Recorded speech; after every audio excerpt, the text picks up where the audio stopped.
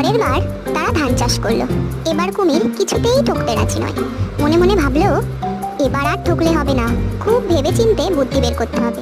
তাই কুমির ভেবেচিন্তে বলল, ভাই, এবার কিন্তু আমি আগার দিকটা নেব না, আমাকে গোড়ার দিকটা দিতে হবে, আর তুমি আগার দিকটা নিও। আচ্ছা, তাই হবে। ধান পেকে গেছে। শিয়াল কথা মতো ধানের আগা কেটে দিল। কুমির এবার খুবই খুশি, ভাবলো মাটি খুঁড়ে সব ধান বের করে নেবে। কিন্তু ধান গাছের গোড়া মাটির থেকে তুলে দেখে কিছুই নেই। যা, আবার ঠকে গেলাম। যা, আবার ঠকলাম। শিয়াল তো মহাবজ্জাত, দাঁড়াও তোমাকে দেখাচ্ছি। এবার তোমাকে আমি আগা নিতে দেব না, সব আগা আমি নেব। পর আখ চাষ করলো। আখ বড় হতেই কুমির নিজের ভাগ বুঝে নিল। আখে আগা কেটে নিয়ে বাড়ি চলে গেল। আর শিয়াল কথা মতো আখগুলোকে বাড়ি নিয়ে গেল।